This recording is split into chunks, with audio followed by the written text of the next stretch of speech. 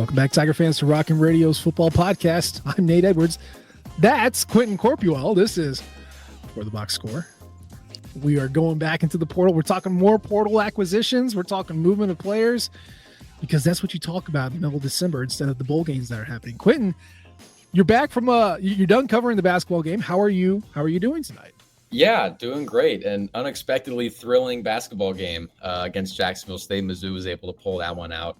But I'm doing real well. Been able to catch up on sleep after a pretty busy finals week. Back home in Maryland. Been back home for a few days. Excited to go to Nashville in T-minus, I believe, 13 days. I guess a little less than 13 days. Yeah. So a lot to look forward to in Mizzou football, but a lot happening in the present day with the transfer portal, as you said, and I'm excited to break it all down.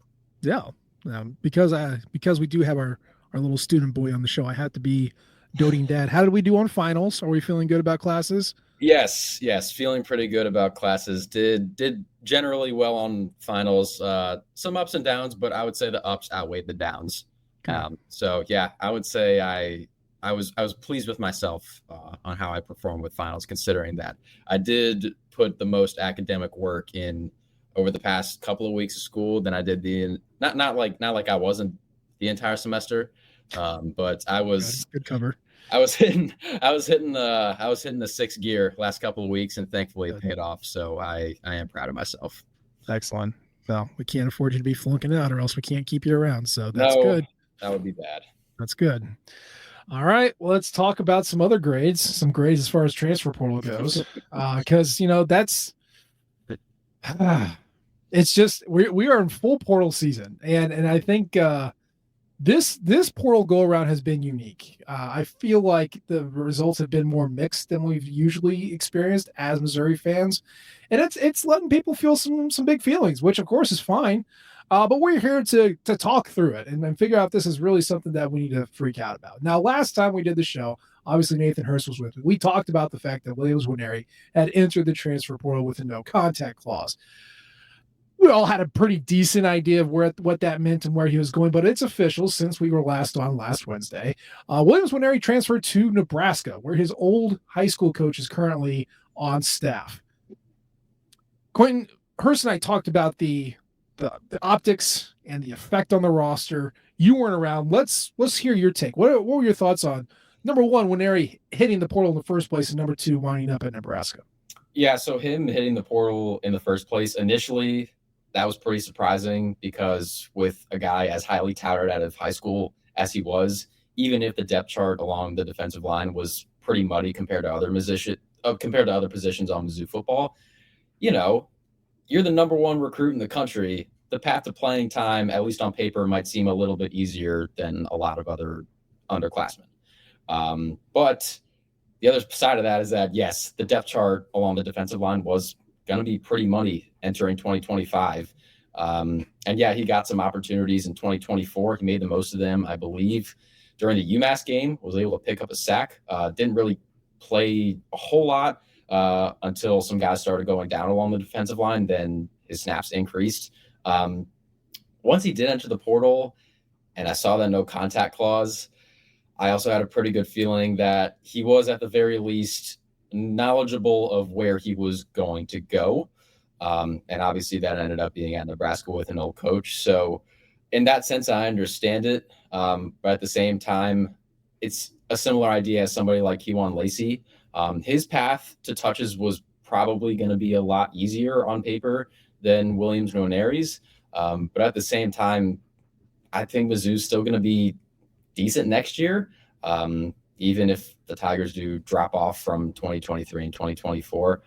So I will say, at least for Nwaneri, it was slightly surprising. Not nearly as surprising as somebody like Kewan Lacey, though. Yeah. And if you haven't known, Kewan Lacey entered the portal and then immediately committed to Ole Miss. So that's where he's ending up. And there's some feelings around the fact that, here's a guy who had 3 years left to play, had been getting snaps at the position. Now, not as many as everybody else. He was a clear 4, but still he was getting them. Had some moments with Mizzou. Had a clear runway, like you said, to playing time next year. Hits the portal and then immediately goes to Ole Miss. And again, feelings were had. I'll just say this is part of the game. This is the modern college game. If you enjoyed the fact that Caden Green entered the portal and almost immediately went to Mizzou without taking a trip, you're okay with Kawan Lacey doing the same for Ole Miss. That's how this game is played. And Ole Miss, they are they like their feeder programs. I know they raid Arkansas, like the University of Arkansas, every single year. They pull pieces out of teams that have no business in thinking that this player is going to go. But that's what Ole Miss does. Behind Lane Kiffin, they point their money cannon at some key players and some key additions.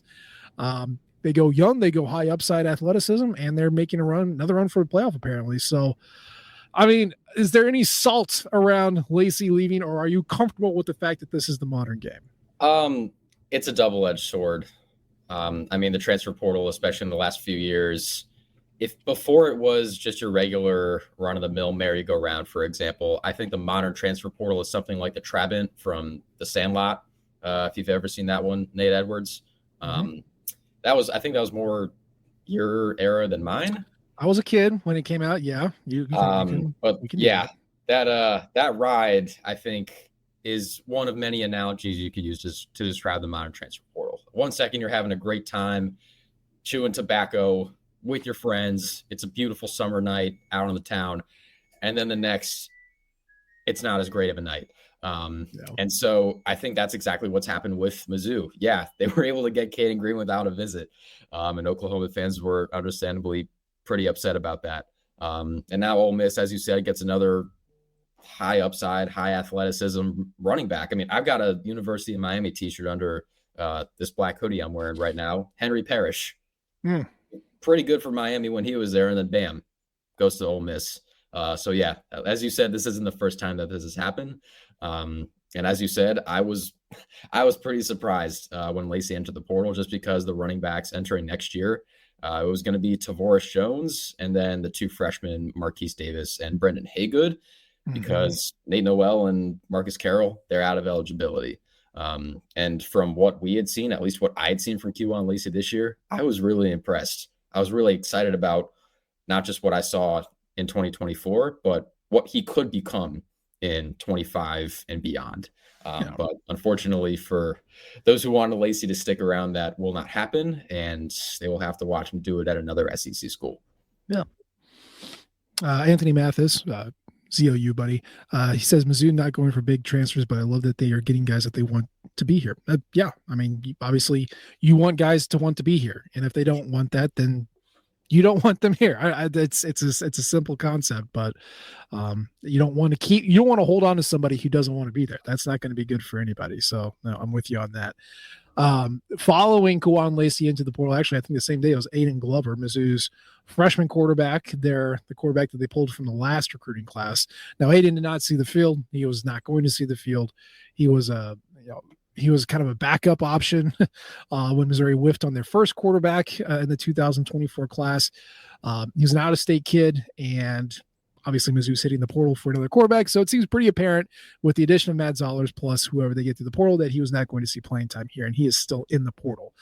So just to recap as far as what we have right now, and again, it's 8:50 on Tuesday the 17th. So this is when this data is coming out. We have 4 guys who have committed to other schools. Williams Winery to Nebraska. Punter Orion Phillips went to Utah. Wish that would have worked out. Jalen Brown, who we talked about last week, went to South Carolina, and then Kawan Lacey is at Ole Miss.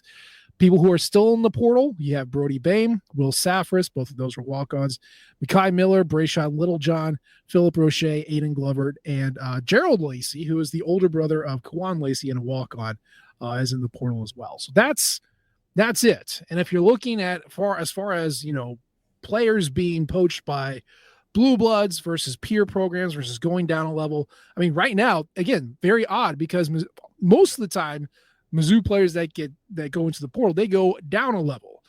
This is so far as the most that they've had at a peer level at this point in the portal season since the portal season was a thing.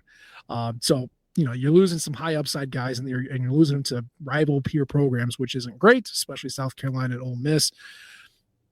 Portal's still open. We can still make moves, so it's going to be okay. Along those lines, quarterback was a big one. We talked about last week. I talked about some options there. Miller Moss actually committed to Louisville, and so he will not be a Missouri Tiger. Now, I think the emotions around this one are a little bit different. The big thing to me is that this was clearly Eli Drinkwitz's number one quarterback. Well, I don't think he was mine. I like the kid. Obviously, he plays for my second team, but I don't think he was the best quarterback in the portal. But a lot of people wanted him, and Eli Drinkwitz made it very clear that he wanted him. And usually Eli gets what he wants, and he didn't get him. So I feel like the angst is more wrapped up around that rather than missing out on some big prospect. What was your read on Miller Moss not going with Mizzou? Yeah, I think even if you didn't consider him the top quarterback in the portal, he was definitely amongst that upper echelon. And what also stings is that it seemed to be a two-team race between Mizzou and Louisville. Now, I don't think a lot of people think of Louisville as not even like a blue blood, but an upper echelon college football program. Like, I don't want to disrespect them at all. They've had a lot of really good years, including, I want to say, 2023, like they were in the ACC championship. This is a pretty solid ball club. But I think the sting would have been less if Mizzou had lost out to, I'm just making this up, Alabama or Texas or one of these big time schools that you could sit there and be like, oh, I see why Mizzou maybe lost there.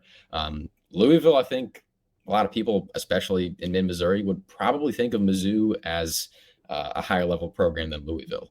And so there are still a lot of quarterbacks out there, but the options are dwindling by the day. And now we're getting to a point where a lot of the quarterbacks in the portal still have 3 years of eligibility left, which could complicate things, especially when you have somebody like Matt Zollers entering the program as a freshman, who a lot of people would think is going to be the quarterback at some point, probably not in 2025, but starting in 2026, that becomes a viable option.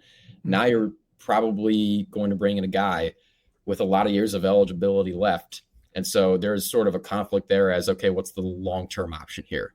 And I mean, even Drew Pine, I'll just throw his name in there because he's still on the team. Like, he still has multiple years of eligibility left, even though he started college when I was a junior in high school. Yep. And so, yeah, I think just the water gets a lot murkier as time goes on.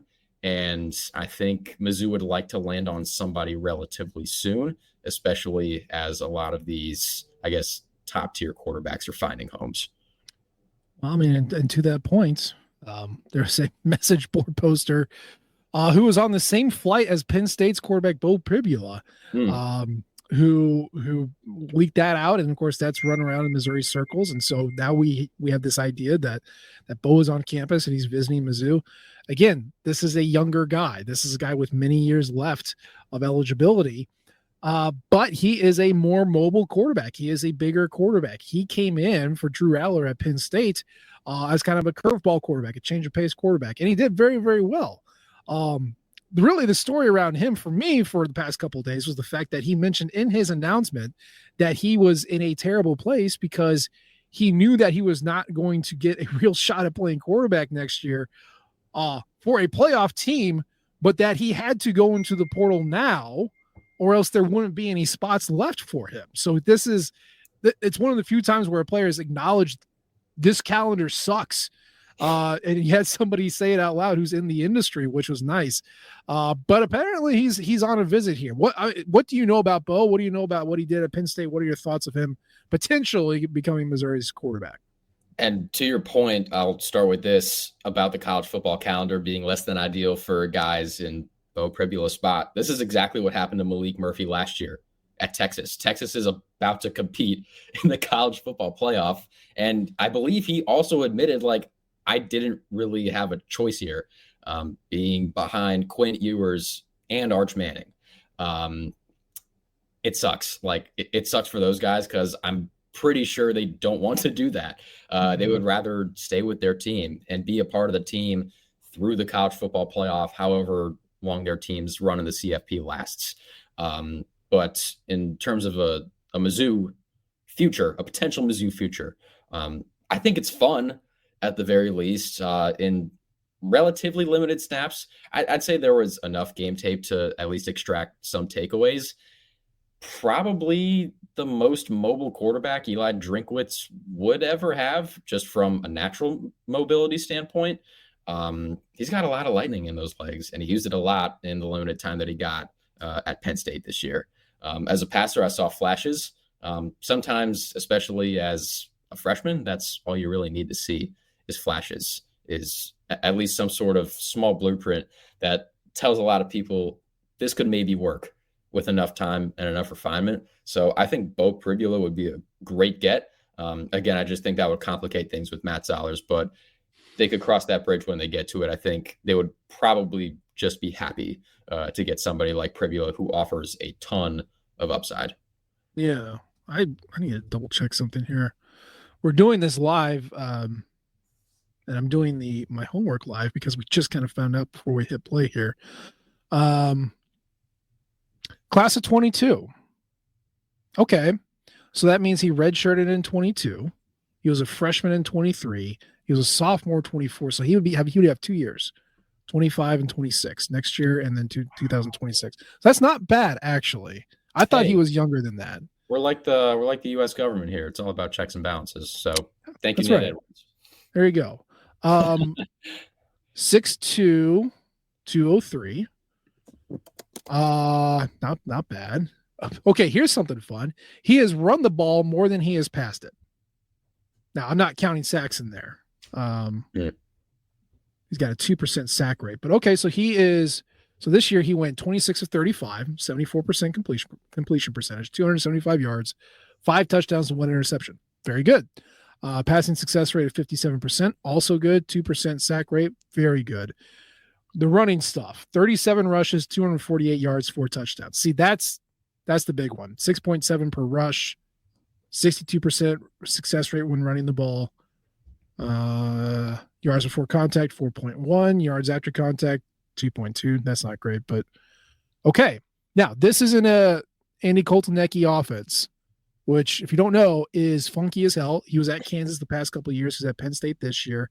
It's a lot of movement, a lot of misdirection. Not something that Mizzou really does all that much, other than like the pre-snap motion. So it would be a very different system that he would be coming in, but you would have that mobility that Brady Cook, we thought was going to have this year and didn't really show too much of. Okay. Understanding that the offensive scheme is going to be different. He's going to be asked to do different things.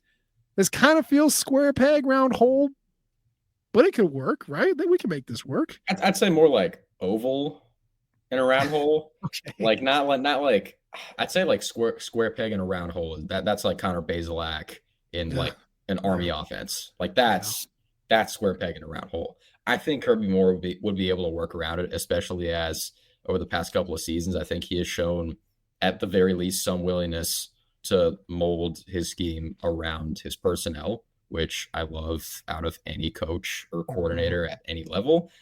I don't love when coaches try to logjam a system around players that just don't really fit it, because the results are usually negative most of the time. I think that's a big reason why Mizzou, at least in 2023, skyrocketed in offensive production, because you do something like move Luther Burden in the slot.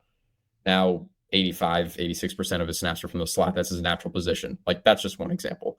And quarterback's a much different animal, because that is literally the center of your offense. And while there were definitely some QB run concepts, quarterback power, for example, that was run quite a bit last year, including the eventual game winner against Arkansas for Brady Cook. I think they could do it. I think they would at least try to make it work, and hope that Pribula's passing develops enough to where he can be a legitimate dual threat guy, which is, I think, would be the end goal. Because, it'd be great if he can run, but you're not going to be nearly as much of a threat to the defense if you can't pass it nearly as well. I didn't mean to go all like football 101. I didn't mean to go all elementary, but that's going to be the reality of the situation if Pribula does end up committing to Mizzou and he does end up becoming the QB1. Yeah. This. I'm not going to read, what you do at one school and with that personnel is going to be completely different when you go somewhere else. But the fact that he has 10.6 yards per completion, and what I would argue is a very clearly injured Brady Cook all year, had 12.3. It tells you a little bit about what the difference in passing acumen is going to be. Now, he did not get asked to throw the ball as much. Again, he was a change of pace quarterback more than anything. So who knows? But he's an intriguing prospect. He's intriguing, and he comes from a power program that plays in one of the more important conferences in the country, in the Big Ten. I'm intrigued. I'd like it. I'm intrigued. Yeah. At the very least, I'm intrigued. Yeah. Now, you mentioned slot receiver. We would be remiss if we did not talk about the fact that Mizzou acquired a new slot receiver in Kevin Coleman Jr. Holy cow. Okay, so when we rewind the clock and we go back to 2022, you had Luther Burden, you had Kevin Coleman. And Kevin Coleman was the number one player in the state of Missouri, and Luther Burden was the number one player in the state of Illinois because he was at East St. Louis, even though he was a St. Louis kid. And it seemed like Mizzou was not going to get both of them, right? That was not going to happen. They were not going to play on the same team. They both wear the number 3. It wasn't going to work out. So Kevin goes to Deion Sanders, Jackson State.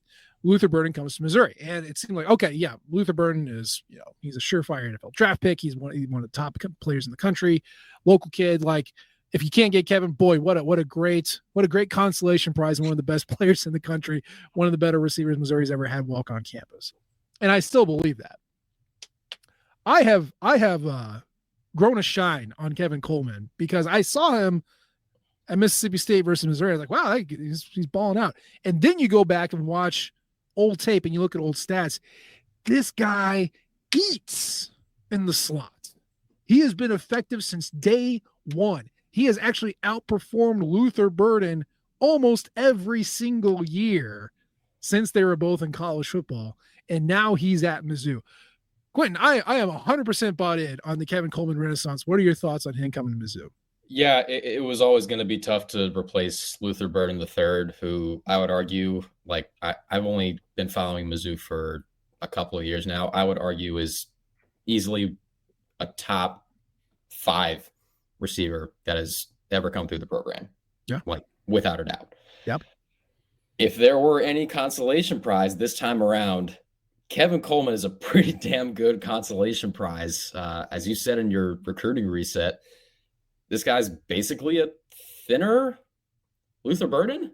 Yeah. And like Luther's ability to break tackles and yak it up super hard was a big part of what made him really good. Kevin Coleman may not be able to do that as effectively, but in terms of, as you said, production, I'm really excited. This is a huge get for Mizzou. I believe this is Coleman's 4th school in 4 years. 4th school in 4 years, yes. That's the Trabant. That's the new age of the transfer portal. You can do that now. But I think Mizzou is thrilled. They should be thrilled. I think this guy's going to be really fun. I'm really intrigued to see how Kirby Moore uses him, especially because Luther was lined up anywhere and everywhere, from the slot, occasionally the outside, sometimes in the backfield, a lot of times in motion. I think Kevin Coleman can fulfill those responsibilities. Can he end his Mizzou career with the same level of valor and glory and campus-wide respect that Luther did? That's going to be difficult considering that Luther had been in Mizzou for 3 years. He helped turn the program around, is electric, probably going to be a first-round pick, knock on wood. He's stuck with Mizzou through thick and thin. Like, that's just going to be really tough to replicate, especially because Coleman's only going to be there for a year. Mm-hmm. So, barring injury, barring injury, he will be at Mizzou for 2025 only. That is going to be impossible to replicate.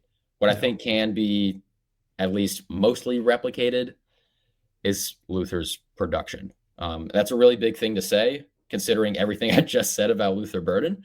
But I think Kevin Coleman can get there, and with the right quarterback, I think he could produce a lot in 2025. I'm really excited. Yeah.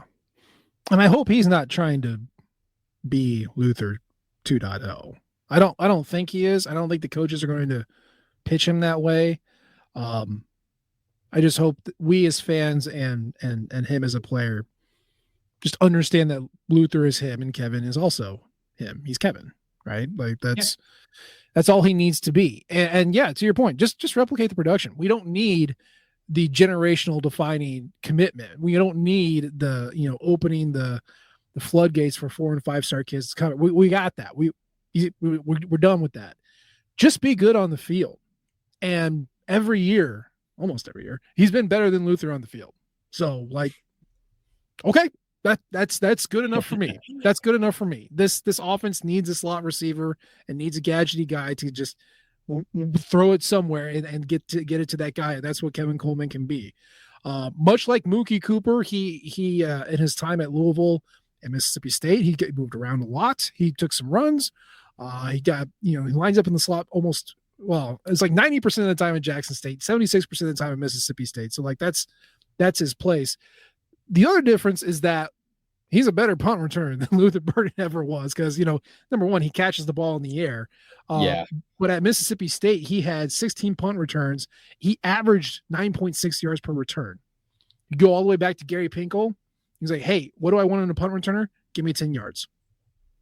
Give me a first down. And that's what Kevin Coleman does. He took almost 19% of his punt returns for 20-plus yards. Like, he's effective there. No touchdowns, right? But effective is good.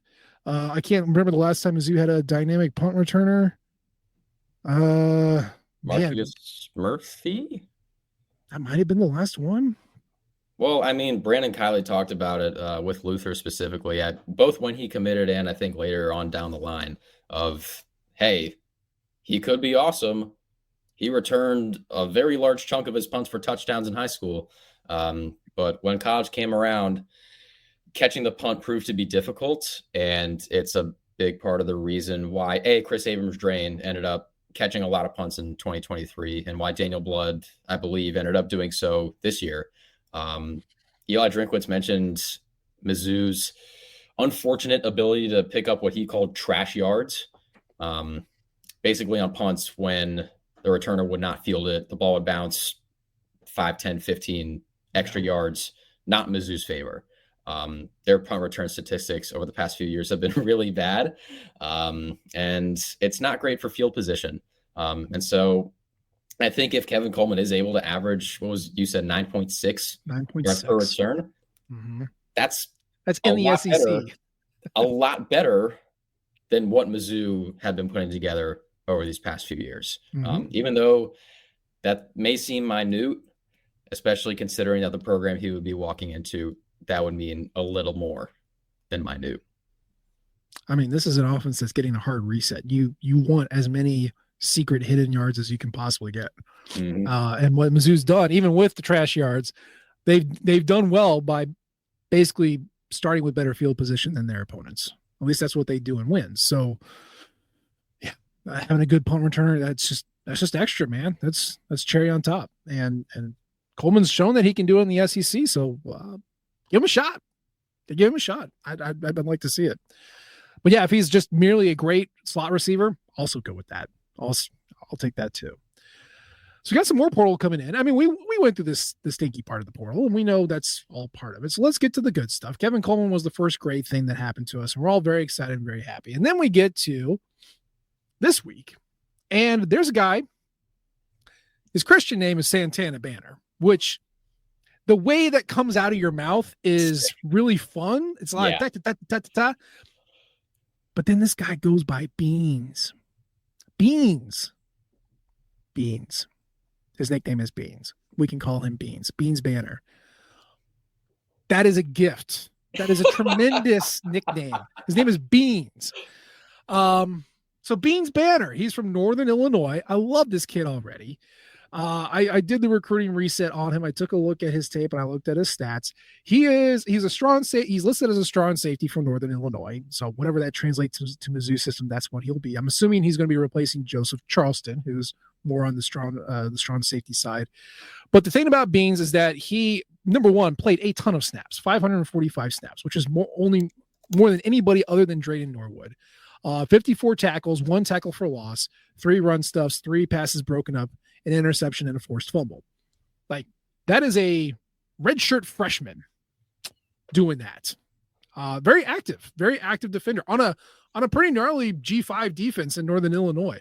I am super stoked for the name Beans by itself, but the production and what it could be, I can't wait. What are your thoughts, Quentin? No, the name thing was definitely a heat check. I saw Santana Banner, and I was like, wow, that's That's like a deep 3-pointer. And then I saw Beans. That's like pulling up from half court and swishing. Like, I was like, wow, I didn't think Santana Banner could be one-upped. Yet here we are with Mr. Beans Banner. Also, if I'm reading his bio correctly, a mechanical engineering major. Okay. Yeah. That is tough stuff. Especially with being a Division I athlete who commits a lot of time to playing their sport. So I was gonna say he's majoring in football now. So yeah. Hey, good for Beans regardless. Yes. One of the things that makes me happy about this edition, along with several other additions that Mizzou has made, it's tough to get guys in the portal as young as Santana Banner is, who has also produced for at least one season. That is not easy to find. And they not only found it with him, they found it with a guy that we're going to talk about pretty soon, Josiah Trotter from West Virginia. I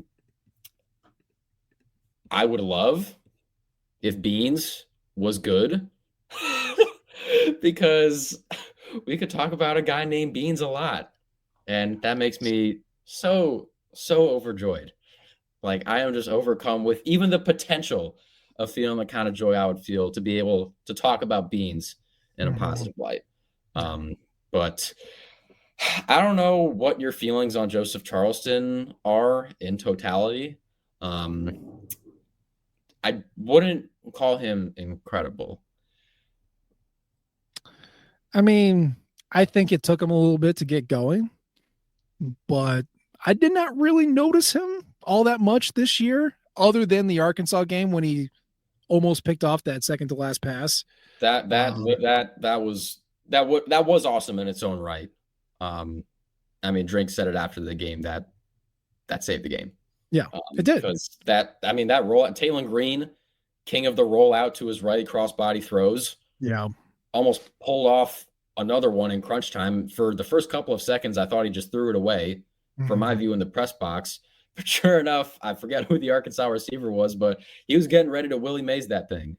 Yeah. And Joseph Charleston comes flying over, clubbed hand and all, and makes one of the more heroic pass breakups in recent Mizzou football memory.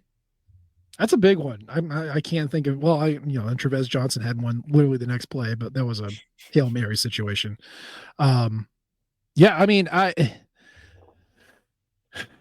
I thought Joseph Charleston, especially the fact that he played, like, broke both of his hands, I guess, this year, which is nuts to me. That's ridiculous.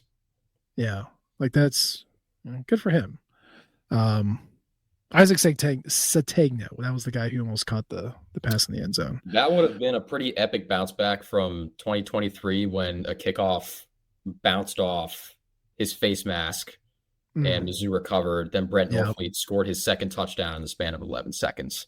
Yeah. So in that right, I would have been happy for him. But the heroics of Joseph Charleston prevented that. And Mizzou with two broken hands. All happy. And I think, I guess to round out this point, I think Beans can get there. Yeah. Now, do I think we have this bias because of how we have been introduced to him? Yeah, probably. But I think he can get there. Yeah. Yeah. And Tigo, Beans would only be the second best safety name Mizzou has had this century. Of course, he's referring to Pig Brown. Yeah, there he goes. Pig Brown of the 07 team was a treasure. Yes. Cornelius was his Christian name, but he went by Pig. Pig and Beans. I mean, that's tough to beat.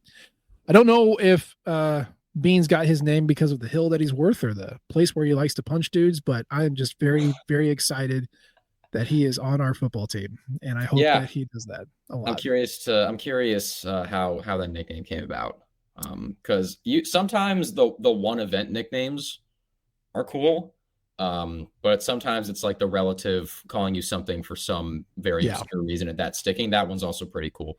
Yeah. I think that's how Pig got his. The other guys got like Greedy, and there's all sorts of fun names that some grandparent called you. So, well, you'll have to figure it out, man. When you go to camp and you start talking to these guys, figure out how the hell he got named Beans, because that's great. But let's move on from Senior Beans. I can't wait. I cannot wait. Beans. Mizzou also got a duo of linebackers in the portal this week. We got Mekhi Baynor from Nebraska and Jeremiah. Oh my, I did it. Damn You it. did it. You said you called your own shot. You called your own shot. You said you would do it. And usually it's fortunately you did it. This time I can't say the same. Josiah Trotter, son of Jeremiah Trotter. Whatever. We got two linebackers. They're great. What are your thoughts? I'll start with Josiah Trotter from West Virginia, as you said, son of the great Jeremiah Trotter Sr., four-time Pro Bowler, one-time All-Pro. One of his kids is Jeremiah Trotter Jr., who's been really freaking good at Clemson. Josiah was injured for all of 2023, which would have been his freshman season at West Virginia. West Virginia people really believed that he would have played a lot in 2023 had he been healthy. And once he was fully recovered from injury, he was pretty good for West Virginia this past season. I believe almost 100 total tackles, a pretty sweet interception against Oklahoma State. That was of the toe tap variety of 37-year-old quarterback Alan Bowman. I'm just rounding up. I think he made a joke about it like yesterday or 2 days ago. So good for him. But again, same point as Beans. A lot of production, still very young. I believe Josiah Trotter has 3 years of eligibility left, and that is especially valuable considering that Mizzou is losing Corey Flagg Jr., Tristan Newson, and Chuck Hicks. Also 37. Also 37 years old. That's a huge get for Mizzou. Should slot into a starting role right away. I know the 2025 season is still very far away, but I'd be pretty surprised even with maybe some other portal additions if Josiah Trotter doesn't see the field a lot next season. Yeah, I hope so. I mean, you're losing those three. Now you do return Khalil Jacobs, who was injured about halfway through the year, who had been seeing significant snaps. I think he had, let's see here, he played in 6 games and he had 139 snaps. So that's pretty significant. You're also returning Nick Rodriguez, who filled in for Khalil Jacobs once he went down. And Nick had 7 games, 75 snaps. So not a ton, but he's there too. Jeremiah Beasley had 28 snaps. And then Brian Huff had 8. So you're adding Dante McClellan and Jason Keem. Josiah Trotter comes in with his 628 snaps. And then you have Mekhi Baynor. And this guy, he's from Nebraska. Now, this is an old guy. This is not some long-term play. This is a pure bridge backer where you're bringing him in for the experience to make sure you're not playing a bunch of second-year guys. And he's been good. I mean, he's not going to wow you. He's not going to blow you off the page, but he didn't play his 2021. That was his redshirt year. He didn't play his redshirt freshman year, but then he had 238 snaps in 2023 with 26 tackles and 3 tackles for loss. And then last year he was playing behind a really good inside linebacker and still managed to bring in 375 snaps, 48 tackles. So Baynor is a prototypical inside linebacker, just tackles, eat him up. He's hitting dudes between 1 and 3 yards off the line of scrimmage. That's what he does. He does not get sent on pass rushes all that much. He did get a sack, but he wasn't sent all that much, about 33 times in his 300 snaps. So more prototypical inside linebacker who can play the pass lanes too. This is good. I mean, you needed probably 2 more, maybe even 3 more linebackers from the portal, and you got 2 this week. How do you feel about the linebackers at this point? Another one, or are you feeling pretty confident? Probably another one would be good for Mizzou, but they've definitely gotten off to a good start with Trotter and Baynor. Emotionally, I think Mizzou people will really, really enjoy if you want to go back and look at the Colorado game from earlier this year. Mekhi Baynor says during a press conference that Shedeur Sanders and Dylan Raiola, the Nebraska quarterback, are not comparable. That was the subject of some talking heads on TV. I believe LaShawn McCoy and whoever else is on that show, they made a big segment out of it. And then Mekhi Baynor did something that Eli Drinkwitz has been very pro of since at least verbally 2023, standing on business. And that's exactly what Mekhi Baynor did in a win over Colorado. I think it was the opening kickoff. If it wasn't the opening kickoff, it was another kickoff. Mekhi Baynor flies down on special teams, lights a dude up, sets a tone. I believe he comes up with a big stop on either third or fourth down. Also had a couple of other really nice plays in that game. He very much stood on business in a win over a Colorado team that eventually became pretty good. And so from an emotional standpoint, Baynor's got that going for him. And also, as you said, production. I was going to be a little bit nervous as well if Mizzou was forced to play guys like Nick Rodriguez. And I guess if you want to throw Dante McClellan in there, more snaps than maybe a lot of people would have been comfortable with. Even though guys like Rodriguez definitely showed flashes last year, you would have rather had some veteran guys in there, especially along with Khalil Jacobs, who was already, I think, a pretty good linebacker, especially considering his familiarity under Corey Batoon entering this season with 2 seasons at Alabama or South Alabama, excuse me. And so I think those are 2 really big gets for Mizzou. I'm excited about what they can bring. I don't think they were great pass defenders, but correct me if I'm wrong, Nick Bolton wasn't an awesome coverage guy at Mizzou. It's not what we wanted him to do. And I don't think he's been an awesome coverage guy with the Chiefs, but he's really good at stopping the run and getting downhill. And I think Jacobs, Baynor, and Trotter can all do that at a fairly high level. So I think this is a pretty good start for Mizzou, but I think they're not done yet in terms of the second level of defense. Yeah. The advice I would give is the advice I'd give to any human being on this planet. Figure out what you do well and then do that thing. I don't want my pass rusher playing pass lanes.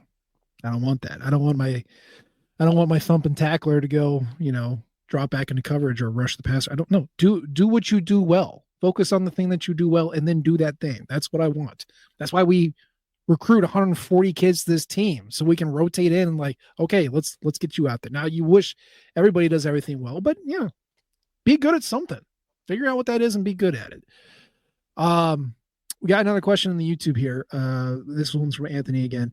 Do you all believe that signing a low amount but quality high school players, a low amount of high school players that are quality, will help with transfers? Do we care about high school anymore? What are your thoughts? Okay, let's go one at a time. Number one, yes, you need to save scholarships for transfers. That's just the name of the game. Past couple of years, this class had 17. I think last year had 21. And the year before that had 19, roughly. And you can bring in 35, I think, per recruiting class. I think that's what that is.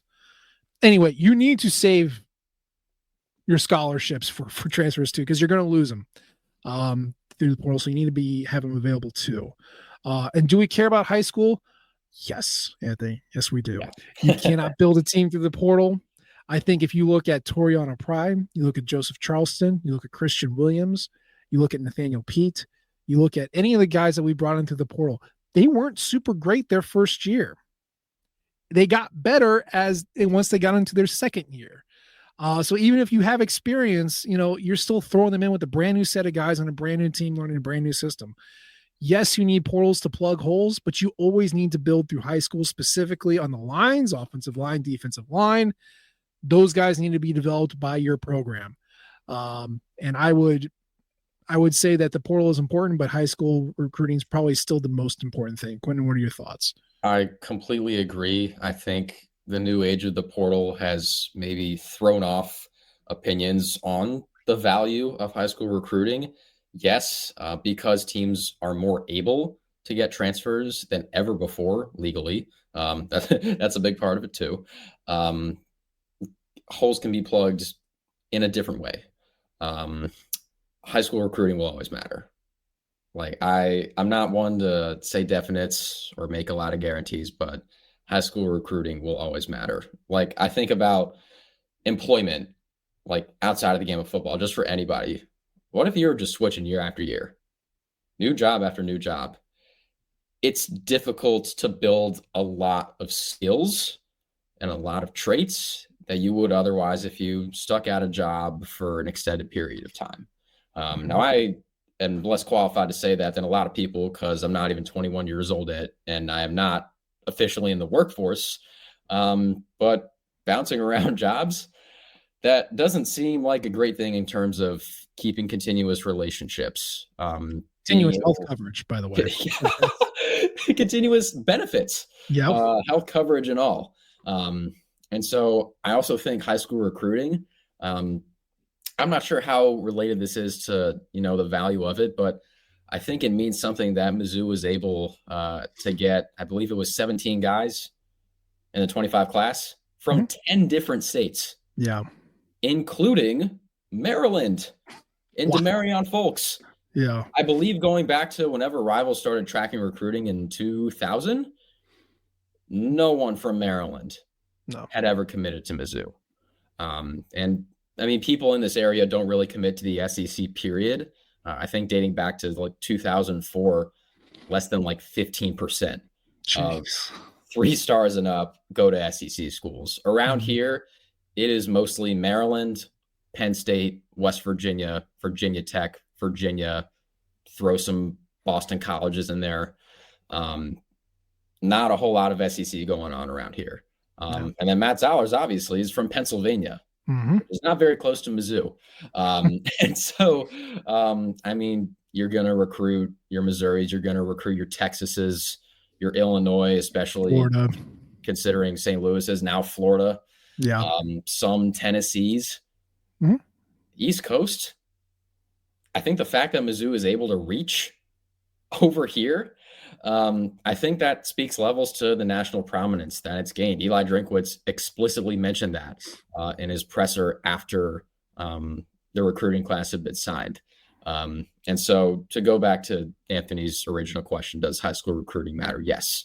It definitely does, for all the reasons we just explained, even as the transfer portal takes a bigger role in team building. And Tigo, I mean, yes, Corey Flagg was an exception. You're absolutely right. What about Colorado? Just as a team, portaled everybody, like 60 players they portaled in last year, and they stunk. And then year 2, they were better. Like that's just think about the concept of college. Like colleges portal in kids all the time. After your 3, 4, 5 years, however long you're at that college, you feel a sense of connectivity to that school and to whatever values they try to instill in you. And I'm not saying transferring is a bad thing. This is an old man yelling at clouds. But I'm saying for all the reasons we just explained, being able to commit to a school early, develop in that system, and then be ready by year 2 or 3, that will always hold some sort of significant value, even in today's age. Yeah. Well, a couple shows ago, I went through all the teams who were considered the portal champs, right? Especially for this year and how they did. And, Ole Miss didn't make a playoff. Mizzou didn't make a playoff. Miami did not make the playoff. Like these teams that went in portal heavy, I was like, oh God, their chips are all in. They're gonna make a run. They didn't get it. So like you do need the teams that are in there are ones who did a lot of home growing. That's part of it. And yeah, you mentioned it. Missouri has, now I'm counting their current roster plus the incoming high school transfer class. So bear with me here, but they have, 29 kids from the state of Missouri on scholarship. And then the next 21 states, they have 21 states that are at 64 players, right? So like you've got California, Alabama, Connecticut, Indiana, Maryland, Mississippi, Nebraska, New Jersey, and Wisconsin all have one scholarship player on Mizzou. That's nuts. That's a lot of states. Who was it? It was Don Farrow that refused to recruit out of Missouri, right? Yes. Yeah. But that was also the World War II. So, yeah. Wow. That's still how times have changed. Yeah. Yeah. It's your recruiting budget used to be the gas that you put into your car, and you'd go to the whatever high schools that you knew and pick the kids out. And, unless you were Notre Dame, who just pulled every Catholic, every Irish and Polish Catholic kid from the country because they knew who you were, you just recruited like the 200-mile circle around your campus. And that was it, if you're lucky. So, different times, man. Different times. It's why Virginia Tech did so well with keeping the Tidewater kids around. And now that's not happening. It's why Miami was able to fence off the state of Miami and make those runs. And now they can't anymore. It's just you can't hide. You can't hide from anybody. So, Yeah, no, I don't know how we got to that, but yeah. Oh yeah, the question from Anthony. Thank you for the question. Thank you, Anthony. You have sent us down many rabbit holes. I We enjoyed did. it. Yeah, no, it's good. Yeah. And then right before we hit play, we had another commit from the transfer portal, a guy named Landon Kitchens, which, you know, I love that last name, Kitchen. You don't get a lot of Kitchens around here, but Landon Kitchen. We're going to miss the Cook Kitchen crossover. That would have been cool. Why do you give me your hardest battles? Sorry to damper your evening. It's all right. I just realized that. Damn. Yeah. Well, that's okay. Landon's from Huntsville, Missouri, which, if you know your geography, is like, you know, an hour. I think it's right outside Moberly, north of Columbia. You want to take 63, the scenic route, and then go west for a little bit. And once you get to Moberly, Huntsville is out there. 1,000 people. If you sneeze, you kind of miss it, but that's where he's from. And he has been playing at Northwest Missouri State. Now, again, if you know your local geography, your local school history, Northwest Missouri State was actually pretty damn good. Now, this was, oh God, at this point, it's probably 10 years ago because I'm old. But they had a coach named Adam Durrell who took over in 2011, maybe 12, and then led them to 3 national championships is what I believe they did. Now, Adam left in 2016, and a guy named Rich Wright took over, and they kept winning double-digit games, but kept getting bounced in the playoffs. So they're not the power that they used to be, but the echoes are still there, not too far away. And Landon Kitchen, as a defensive lineman, he is 6'7", 270 pounds. That is just a giant dude. He plays defensive line, and he is transferring to Mizzou. Now, I have not seen any tape on this guy. I heard a little bit that he might be committing. Didn't do my homework. Do you have anything on this guy? Can you save us from analysis here? Yeah. Not just from Huntsville, Missouri, the pride of Western High School. There you go. Do you remember 2010's Western High School to Mizzou football star? Well, star at Western, not at Mizzou. Sort of at Mizzou. Depends on how you think about it. 2010. 2010's, like the decade. Tyler Hunt? Yeah. Hey! Tyler Hunt. Yes. Multi-sport star at Western High School. Awesome. Yeah. Awesome. That was like Cody Schrader light before Cody Schrader. Yeah. We all wanted him to be Cody Schrader because he kept getting snaps and he never happened, but yeah. No, carrying on the Western legacy, Mr. Kitchen. Yeah.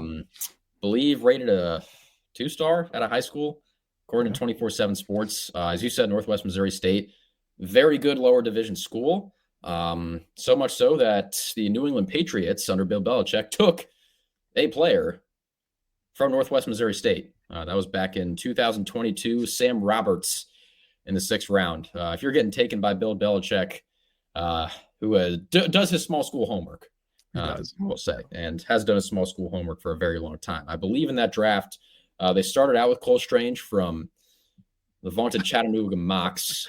Hell yeah.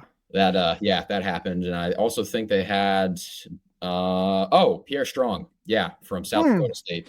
Yeah. That same draft. Yeah. Northwest Missouri State, definitely very good at the lower division level. Not sure how much he's going to contend for snaps. He was pretty productive for Northwest Missouri State last year. Not sure how that's going to translate to the Division I level. I would love to say he's going to pull something like a Jared Verse going from Albany to Florida State and still dominating, but yeah, the FCS, even so, is still a higher level. Yeah, the Northwest Missouri State. And so I'm really not sure at this point what his role is going to look like. But it is cool that Western High School now has another alumni on Mizzou football. And 6'7", 270, you can take a block. I can tell you that. That you can work with that. Yeah. You can work with that. Yeah. Stranger things have happened, man. We've been here for Cody Schrader. Okay. Like, I'm not going to write anybody off. It's just, I believe he was something like 7th or 8th on the depth chart. Yeah. When he got to Mizzou. Something crazy. Yeah. And it just made him stronger. So we'll see. And he's got multiple years to play. He's played 2 years at Northwest. So we'll see what happens there. But that's all the news for today. I mean, something might have happened while we were recording. I don't know, but I have not seen anything new. Okay, good. Checking my Twitter right now, I have not seen anything since we started recording. There is what's funny, I've seen and listened to so many podcasts where they discuss news, specifically sports, and then something happens right after they're done recording. So yeah, there is very much a non-zero chance that is the case today.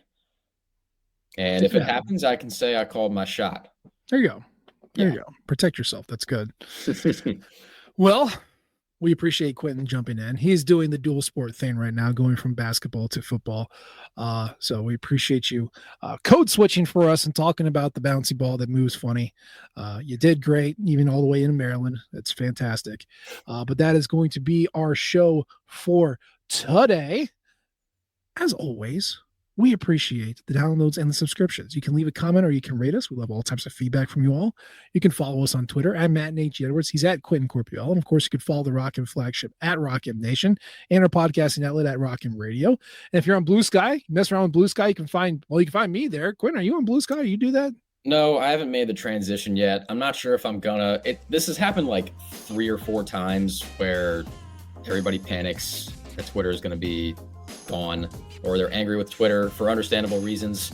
I have not made the jump yet. I probably won't unless pretty much everybody does. So I guess I just outed myself as a follower, not a leader in that sense. So yeah, I'm still Quentin Corpuel on Twitter. But if anything drastic happens, I will make the switch to Blue Sky. Very good. We appreciate you tuning in this time. We'll try to do better next time. And until then, MIZ. Thank you, everyone, for tuning in to Rock M Radio, a proud partner of Fans First Sports Network. Rock M Radio is the official podcast network of Rock M Plus, a new and exciting subscription service provided by me and the other voices of Rock M Radio. Please take a few moments to head over to rockm.plus and sign up for an account today. The cost is only $5 a month, and the benefits include access to our live podcast, a subscriber-only message board, weekly newsletters, and more. If you enjoyed this episode of Rock M Radio and would like to see more just like it beamed directly into your personal device, make sure to click the subscribe button below and tell your friends. Our podcast feed is available through the Apple Podcast app for iPhone, Google Podcast app for Android, whatever app you listen to your podcast. You can also find Rock M Radio on Spotify. If you're looking for a podcast about your favorite team that is not the Missouri Tigers, Fan First Sports Network is your answer. A full podcast network loaded with the team-specific podcasts covering Major League Baseball, the NFL, NHL, NBA, MLS, and more. And we'll be back with more episodes of Rock M Radio coming to you soon.